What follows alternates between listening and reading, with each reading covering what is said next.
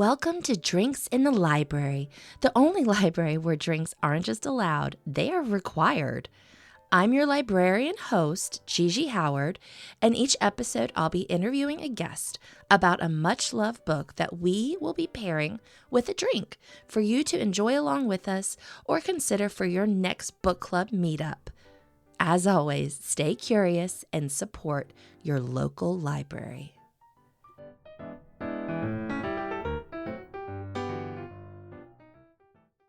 Hello, Libration Nation. This week we are discussing the classic series Animorphs by K.A. Applegate. Animorphs is a collection of 54 middle grade books in which 5 young adults are gifted the power to morph into animals. It was a bit of a cultural phenomenon when it was originally published in the late 90s and has recently seen a resurgence online. My guest is Fiona Fenn. Fiona is an author of fantasy novels that put complicated heroes front and center. A fan of villains, redemption arc, and intense explorations of healing in all its forms, her debut novel, The Crack at the Heart of Everything, is a love letter to every villain who wanted to do better but never got the chance. I so enjoyed this conversation with Fiona talking about Animorphs, her love for it, as well as her experience writing, publishing her first novel, and everything that goes into that process. Our drink this week is called a Flying Saucer. The Animorphs series begins with the kids meeting an alien who has flown to Earth in what we called in the 90s a flying saucer, now more commonly called a UFO. But this drink is so delicious, and also just throwing it out there, I thought it would be perfect for the upcoming holiday season. So, all right. So without further ado, please enjoy this conversation with Fiona Fenn.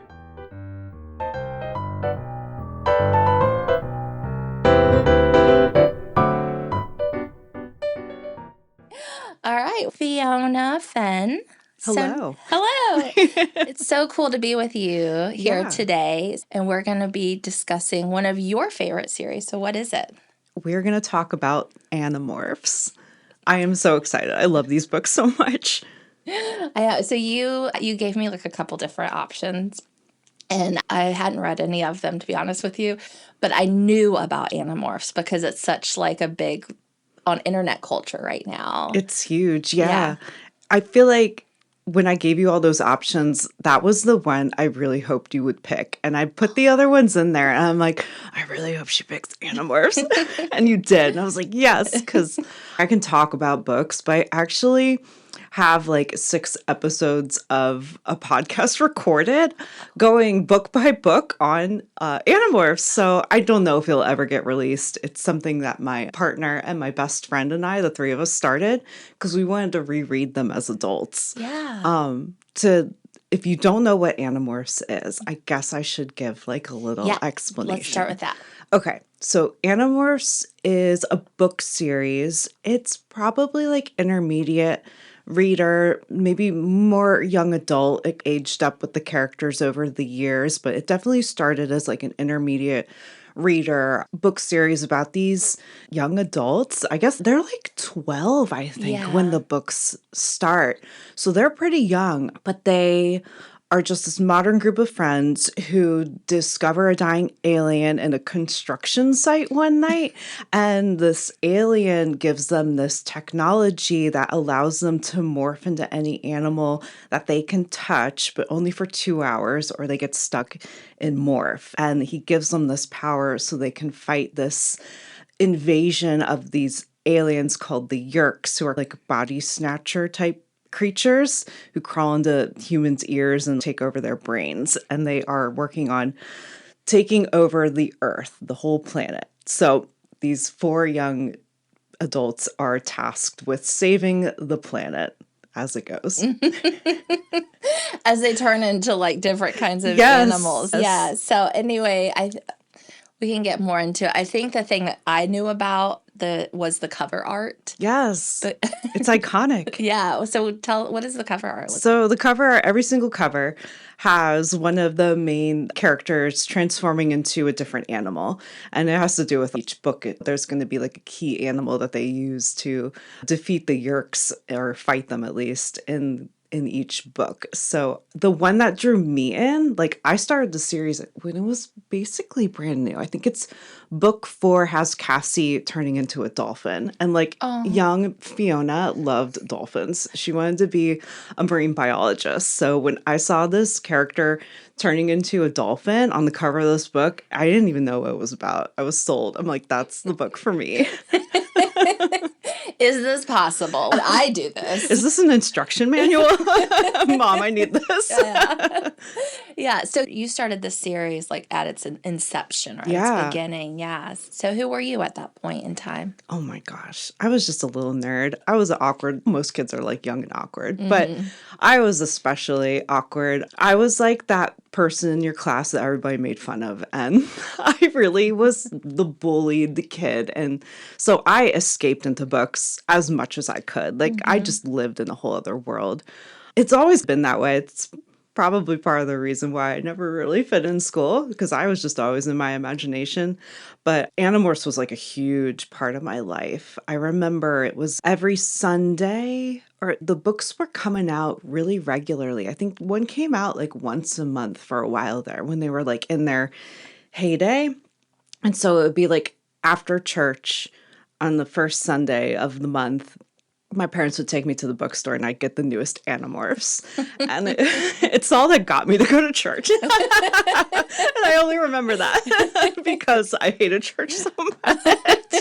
Not knocking it if it's your thing. Yeah. I think a lot of people can relate to that, especially when you're a kid. Yeah, when you're a kid, you're just like, it's either brunch at Cracker Barrel after church or going to the bookstore. Yes. Okay. Well, very interesting. And I guess that also diving in a little bit to the books, because I read the first one. It's 54 in the complete series. Okay. And then there's like some Megamorphs and the Visser Chronicles, and there's a bunch of like spin-off books. Okay. Yeah. So they spin off a little bit. But one thing that struck me about getting into this book that's meant for young people, kids, is a lot of the main characters have some pretty sad things going on in their personal lives too. Absolutely. Yeah. Do you want to speak on that Oh my gosh. You picked that up just from the first book. And I have to tell you that only gets heavier as the series goes on.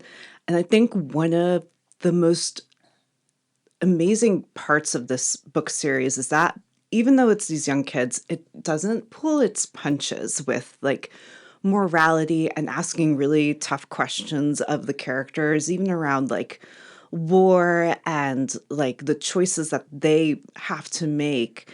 It's accessible for kids throughout the entire series, but it doesn't, like I said, doesn't pull its punches about what it makes them confront. So even in the first book, I think it's like Jake is kind of part of a broken home, and we learn that Marco's mom is died and his father is basically like Marco's forced to take care of his dad because his dad's just so devastated by her death. And like Cassie too is like just an adult already at this point, and to the point that I feel like she's probably the most healthy of the characters, but she's also the one in the series that you see grapples most with the morality of what they're being forced to do and really struggles with that. And watching her friends and reimagining her friends in these different lights now that she sees what they're actually capable of. And then Rachel seems like the perfect like golden girl. She's like tall and blonde and beautiful and like popular, and her home life is pretty good. And by the end of the series, her transformation is probably one of the most devastating, because as the book series progresses, it becomes very clear very quickly that Rachel is like the most bloodthirsty of all of them. She's like the brawn of the group and just loves to fight. And like what that does to her character by the end is such a struggle. Like she doesn't lose her humanity, but she's probably the most tragic of the characters at the end of the day, at least for me, knowing what she goes through. It's very cool how the transformation happens for each character. Tobias too, he's like on the surface probably you think he's the most tragic. I think it's at the end of book 1 Okay. that Tobias gets stuck in Morph, but he comes like his family though, like he hates his home life, he hates his school life. He's like that really outcast kind of character, maybe closest to like the way I felt in school, like just didn't fit in anywhere. So it's never really addressed clearly, but you get the impression that he chooses to get caught in a hawk morph so that he just wants to escape like the life that he's been living. And that is like a choice that he makes for himself to become a hawk. And everyone in the group is, oh my God, Tobias, we're so sorry. But you can read in his point of view books that he's so much happier as a hawk. And it's just fascinating. Yeah. Like stuff like that. You don't think you're a 12-year-old reading these books and it's just so deep. I'm blown away by what these books are able to achieve in just like 54 sounds like a lot, but they're 54 middle grader books. So they're like 120 pages maybe. They're not long. Yeah. Yeah. And I think Tobias was the one I was struck by because his dad abandoned them or he didn't know who his father was. Yeah. Yeah. And then did his mother? I think he was like living with his uncle or something because his mom had passed away. So he's living with like his extended family. He doesn't have access to his parents anymore. Yeah. And I feel like he knew he was a burden on his extended family. They didn't really want him. And I think sometimes as adults, we don't give kids the credit they're due for understanding what's actually going on. Yeah. And to have these stories told through this perspective of children who see no one's ever going out to Jake and saying, Tobias, nobody cares about Tobias, actually. He knows what's going on with his friend. So anyway, I thought it was really interesting. I did want to bring up the drink. Oh, yeah, we should. I'm sorry. I went on like a long I love these books. Yeah, no, I want to continue it. But the drink, so you were so like cool about whatever works. But I don't know. I've been on a thing recently where I guess I could have gone with an alien kind of colored one, but I just like natural kind of ingredients. So this is called a flying saucer. I think I found it on bevy.com, but it's not a crazy color. It's actually almost cream colored and white. So it's Kahlua, Di Saronno, Amaretto, cream, and ice, and then you blend it. It's delicious, by the way. Definitely make a flying saucer. It's fall themed too, even though it's cold, because it's got like the spices in it that are like the warming flavors. I should have served it with a cinnamon stick. That would have been really nice. This would be a great Christmas, like something to serve at Christmas. Yeah, for sure. I found that because I was reading it and I was really still trying to figure out like, what drink goes with this? And it's a kid's book too. So this is like a milkshake almost. Don't serve it to your kids. Yeah, don't serve it. They'll probably like the cream and everything. But yeah, in the first couple chapters, they're like, and they see a flying saucer. And do we even call them flying saucers anymore? Like, I hadn't heard that term in a while. I don't know. I mean, I think it's from like the Roswell days, right? Where that was like the first sighting of what they thought was maybe an alien spaceship. But I don't know. Aliens are probably out there, right? Hopefully they're not like in the Animorphs books. Fingers crossed they're not getting body snatchers. Yeah, so going into the story, talking about, I guess it's a battle between humans and are they called Andalites? So Andalites are like the good aliens. They're the ones that give the kids the ability to morph. And the Andalites have been fighting the Yeerks for, I think at this point it's probably been like a couple hundred years, like Mm-hmm. several generations of Andalites versus Yeerks. And I think you find out later in the series. I reread these books, just to preface, I reread them about 10 years ago, but not since then. So I did reread them as an adult, but I'm still pulling on knowledge that's about 10 years old. So I'm probably going to get some stuff wrong. But the Andalites actually, I believe, helped the Yeerks out originally and gave them spacefaring tech or whatever because they felt bad for them because they were just this race of like slug creatures that were intelligent, but didn't have bodies. They're just little tiny slugs living on this planet. But they gave them they always had the ability to like snatch bodies and crawl into like things' ears and stuff, but they didn't have a race on their original planet that allowed them to build tech or get off the planet or whatever. So the Andalites helped them and then regretted it because the Yeerks ended up like the power went to their head and they were like suddenly taking over the galaxy. So the Andalites have always felt like it's their responsibility to protect everyone that they can because they're the reason the Yeerks are a problem at all. And so that's a history of where the conflict arose from. And then at this point in time, Earth is being invaded, but I think that Andalites are stretched really thin in their efforts to stop the Yeerks. They're slowly losing this war against them. So the Andalite that gave them the power to morph, this is like the last ditch hope for Earth because that Andalite knows that the Andalite fleet is not coming to save Earth. So he's dying and he gives the kids the ability. It's a blue cube that they all touch. And that blue cube actually remains with them.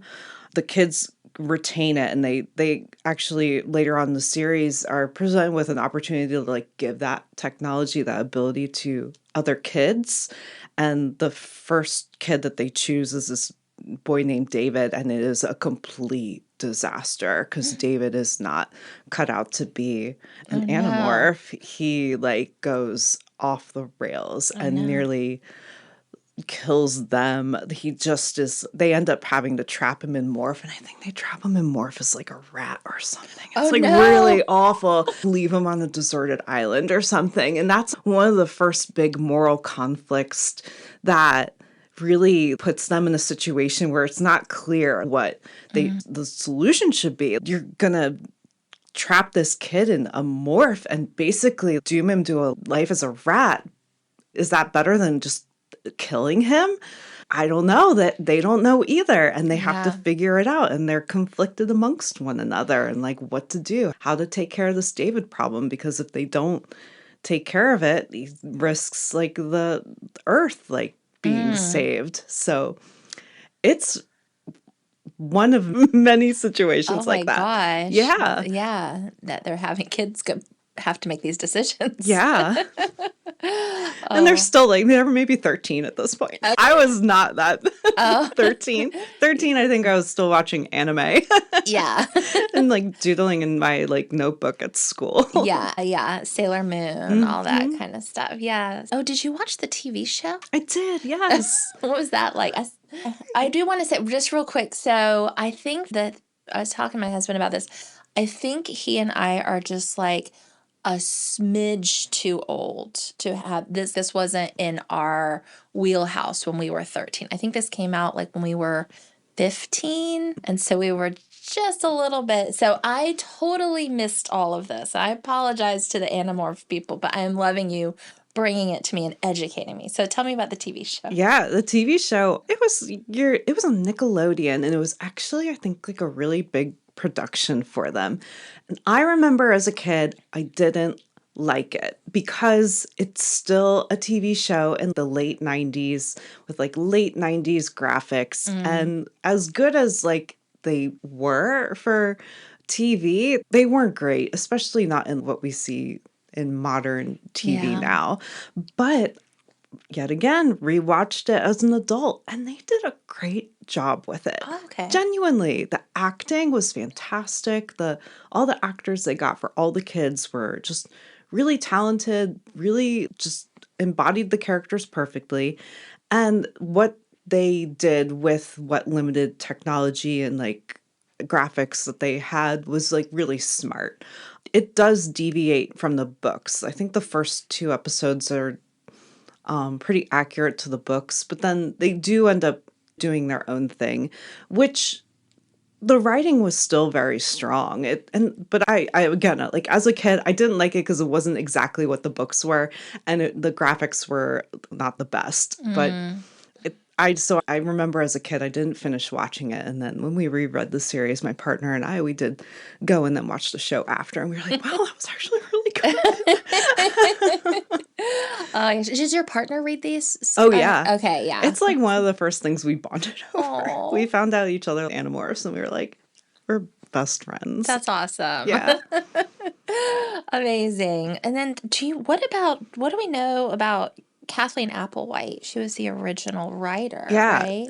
K.A. Applegate. That's I know. Yeah, it's fine. I know somebody named Applewhite. Shout out to them.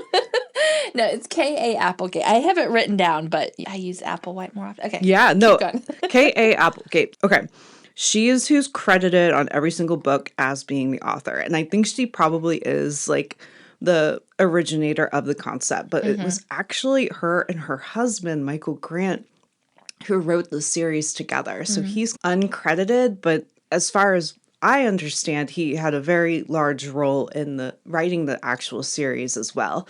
I've read other stuff by Michael Grant, and I've read other stuff by K.A. Applegate, and I want to credit Michael Grant with all the disturbing stuff that makes Animorphs stand out, because he wrote this other book series. I think it's called Light, or the first book I think is called Gone, but I think the series is called the Light series or something. And it is yet again a bunch of kids in like high school who are just going through the most traumatic, horrifying experiences I've ever read in a book series. Oh, gosh. It's if you love reading books about awful things happening to kids, read anything by Michael Grant. I don't know anyone who's like seeks that out. But yeah, he's got a twisted brain, and I love it. But it's also, you have to go in knowing what you're getting into. Yeah. It's not easy reading. Okay. But yeah, they wrote them together, and I think they were writing them out of a hotel room. They were like destitute for a while when they started Animorphs. So they're like living in a hotel room, writing these books and just like pumping them out, and then they start making them money, and I think it got them out of that situation. But it's a really interesting origin story for where they came from. It is. At first I thought it was all ghostwriters, and I was like, oh no, this is actual. And Kate Applegate, is it Catherine? I think so, yeah. Catherine, but she writes now under Catherine Applegate. Yes. And then he writes under Michael Grant. And I'm aware of both of them separately. I think they were using ghostwriters like through, I think it's like book 28 through 45 or something, that they were getting help with ghostwriting. And that is, interestingly enough, when I stopped reading as a kid, it was right around book like 28 or 30, I put the books down and never picked them back up. At the same time, I'm getting older too. And we were going on like probably like a 2 or 3 year stretch of reading these books religiously. You get a little exhausted of the same thing. But I dropped them around that point, and so did my partner. So that's why when we did our reread as adults, we found out that's about the book, like around 28 is when they started using some ghostwriters, and we thought that was interesting because we both dropped them at like about the same time. Yeah. But then they went back to writing them themselves. Okay. I hope like Michael Grant and Kate Applegate don't ever hear this, because hopefully this is all accurate and I'm not like throwing shade where it's not to. Yeah. No, I think because that is about the time when they switched over to ghostwriters, I think. So I think you're accurate, and people understand. Yeah. I think you're right. There is a reading fatigue, and there's a writing fatigue too. Yeah. If I was them and I was having to write the same thing for that long, I'd probably get some help too. We start running out of plot lines at some point. And you just brought up writing fatigue, and I want to talk about that because you are an author. I am, yes. Yes. My debut book just came out. I'm not sure when this will air, but it's only been 2 weeks, less than 2 weeks since my book came out at the time of this recording. And I'm not writing fatigue. I'm marketing fatigue right now. I know. It's so much. Yeah. So what got you into writing? Reading. Yeah. I've been writing for probably since I was not writing seriously. I started writing fanfic when I was probably like 11, and very bad stuff, of course. At 11, you're not going to be a good writer. If you are, that's get out of here. But no, I've been writing since I was a young kid, and I actually went to school for illustration because I thought that was going to be like my method of getting my stories out there. But art school killed my muse, so I really went back into writing. I didn't really ever take a break, but I started taking it more seriously after I realized like my art muse was gone and that probably wasn't going to take me anywhere. And I'm like, writing, I've loved just as much. It's just like art is what people see.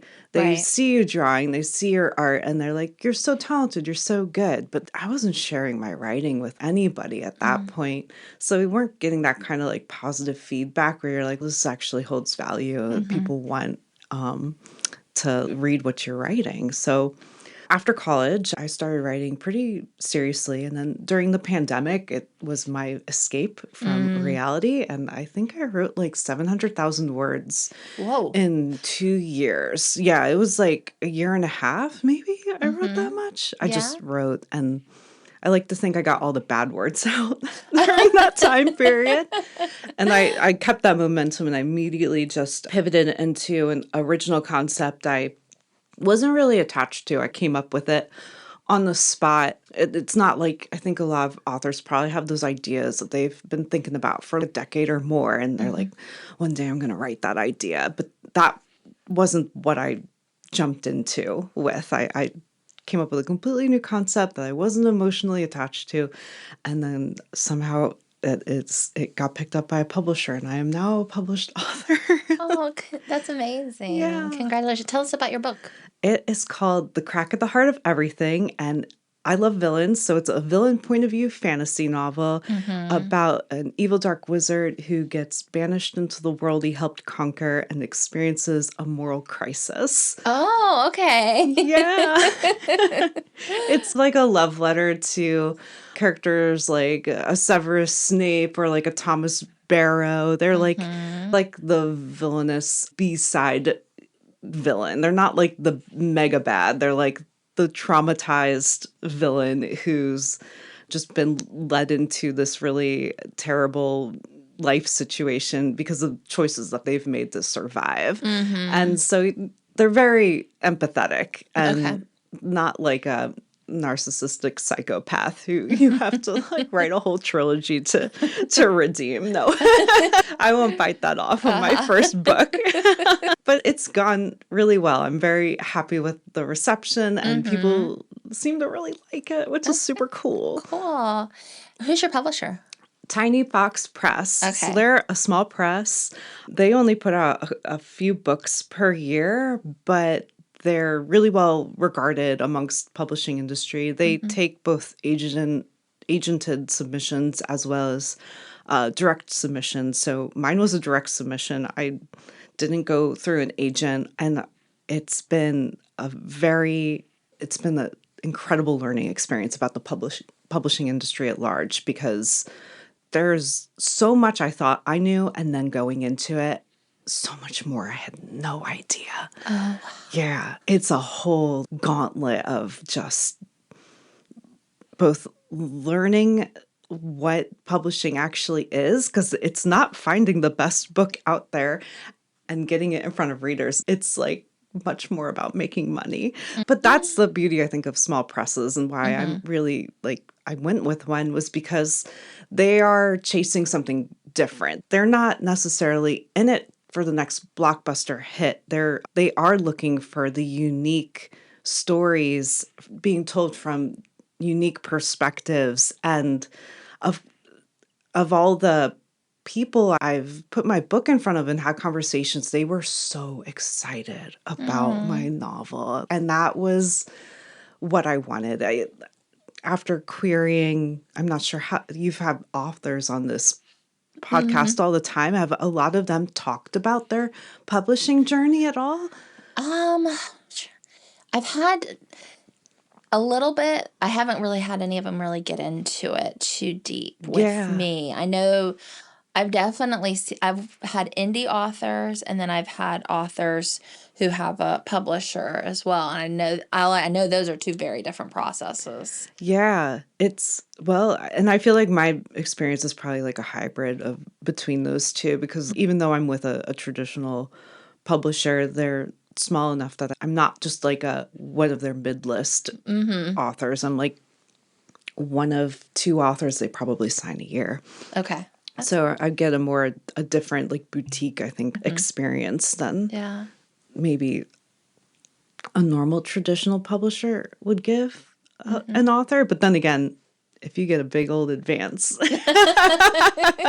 that is what we all chase. Yeah, for sure. Sure. Well, and talking about that, if you were advice that you would give maybe yourself at the beginning of this process of things you've learned and maybe other people can learn from too. Yeah, I think it would be publishing is looking at the market. They're not necessarily looking at the book and the author. They're looking at your book from the perspective of whether it's going to fit the current market that they're shopping for.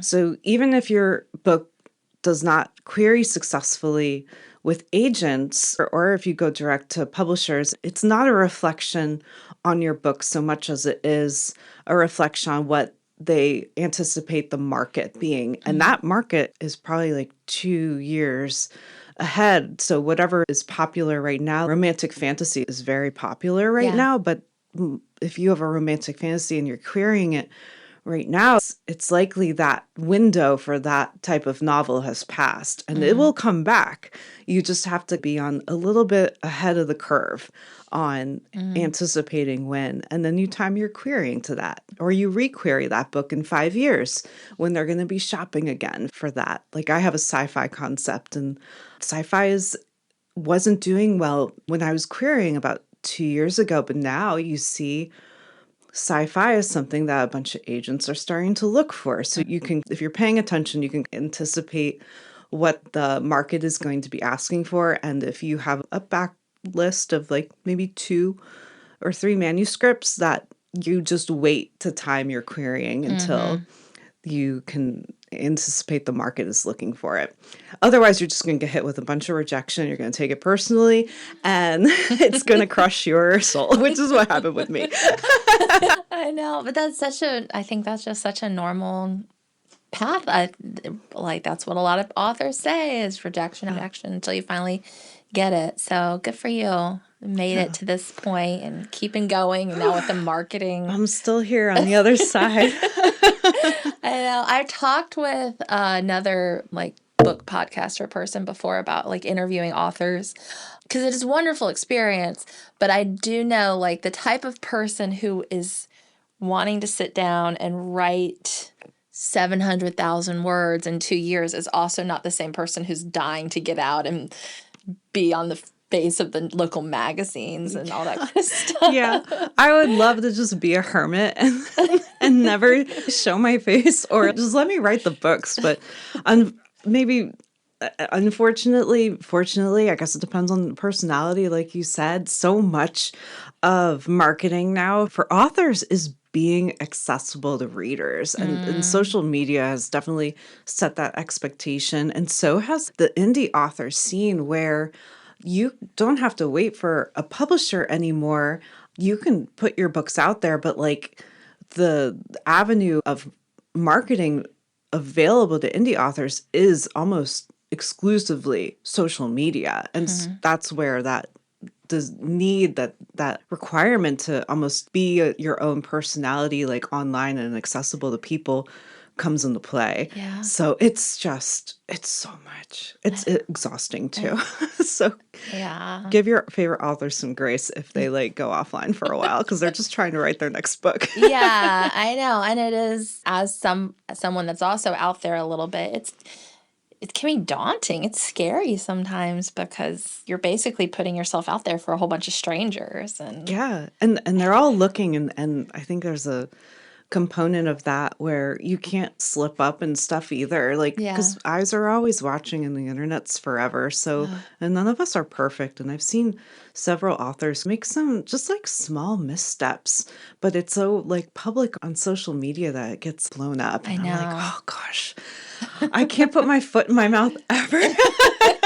And I don't think I will, but it's the reality we live in. It is. It definitely is. Anyway, coming back to Animorphs real quick. So talking about if we would recommend this to someone, and I do want to tell you, I had my daughter listen with me to the first, so she's 10. Yeah. And I found this podcast called Animorphs Aloud, where they actually read the book because I couldn't find an audiobook for it. And I was running around, I was trying to read it, and I was trying to listen to it. So I was like, okay, let's see what a 10-year-old thinks now. And she said it was interesting. And I was like, would you want to read this again? And she was like, yes, but I don't want to do that. She did not like the audiobook stuff. Okay. But that's just her. The podcast Animorphs Aloud, I thought was really good. Yeah. I haven't heard of it. I didn't realize that there weren't audiobooks. There probably are. The library didn't have them. Okay. And I wanted to try to get it for free. So. I wonder though, do they make a lot of audiobooks for that grade of reader? I don't think so. I don't think so and either. Especially now, there probably weren't a lot of audiobooks when this came out in the 90s, so they didn't record it then. And so now nobody's going back and reading Animorphs and re-recording it now. So they could. So what do we think who would you recommend the series for? Okay. If you're an adult and you started them as kids and you never finished them because you too dropped them at book 28 when they hired some ghostwriters, go finish it. You will not regret it. So I know reboots are so popular. I'm a millennial, so they just keep regurgitating all the stuff we grew up with. But Animorphs is definitely one that's worth going back and revisiting. Yeah. And then I would definitely say get your kids to read them, and then you'd have something to relate to them with and something to talk about.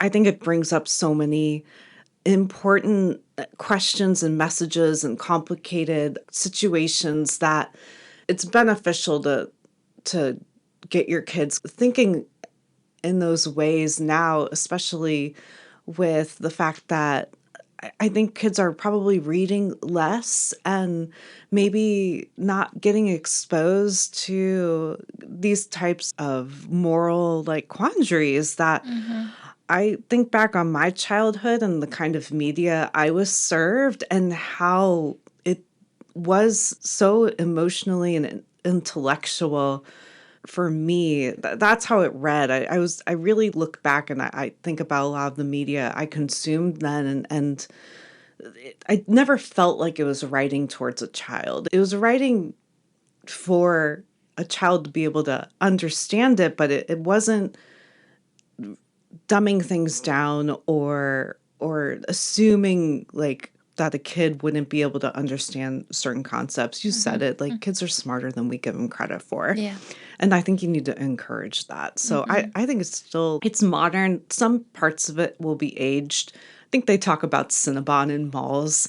Malls don't really exist, and I don't think Cinnabons do either. So that will definitely age it. But the modern touches are really secondary to the greater storyline, though that really is still grounded, I think, very much in modern sensibilities. Yeah. If you can get your kids to read it, definitely do it. Yeah, we have at the library, we do have the ebooks. So I'm going to try to get that for her. She has a Kindle. And I think Michael Grant and Kate Applegate, if you go to their website, I think every single book is available for free as a PDF. Really? Yeah. So if your library doesn't have them, go check out their website because I think they're still available. They just released them all. I think it was in 2015 or 16. They just made them available to everybody for free. Very cool. Yeah. Very cool to do that. Oh, I love that. Yeah. We should still buy the books. Yeah. I'm always balancing. I'm like, I like to get it from the library, but then I probably buy 4 or 5 books a month myself. So I've started using my library. I wasn't reading for a while while I was writing. So like for 3 years, I like hadn't picked up a single book. Yeah. And now since I finished, I had to clear my brain between book 1 and I've started book 2 now, but I just read so much. I consumed everything I could and I ran out of Audible credits. And then like the library. Yeah. I like almost forgot it was an option. And it's fantastic. I've been using my library card a lot this year. Good. And you might know this, and I'm going to say it on here for anybody else in this Richmond area, is you can get a free library card at all of the local public libraries. So if you live in, let's say, Henrico, obviously you can get a Henrico card, but you can also get one with Richmond. You can get one in Chesterfield. And you can That's awesome. Yeah, you can get one. I'm just going to say the big 3 because I don't want to start naming ones that aren't in the agreement. But yeah, that's a really nice benefit because cool. I come from Charlotte, North Carolina, and if you don't live in Mecklenburg County, you have to pay if you want to get a Charlotte library card. Yeah. So it's really cool that they have that agreement here That is in Richmond area. I knew that about Richmond, but I didn't realize it was like a special thing to our libraries. Yeah. I also have found that your library card gives you access to a lot of other cool services like, and I don't know if this is nationwide or just a Richmond thing too, but like Canopy, where you can rent movies, like really rare and like international movies, like the weird stuff that I love to watch. Yeah. And also because the Crack of the Heart of Everything is a queer novel. And there's a queer library online where as long as your library is participating in like Libby, you get access to the queer library. And it's every queer book that's ever been published. Yeah. I didn't know that. Yeah. I'm going to have to get the links from you for that. I will. Put in the show notes. Yeah, definitely. Awesome. Very cool. I learned something today. And I want to give you a chance. There anything you want to put a spotlight on today? I know you said you're starting to think about book 2.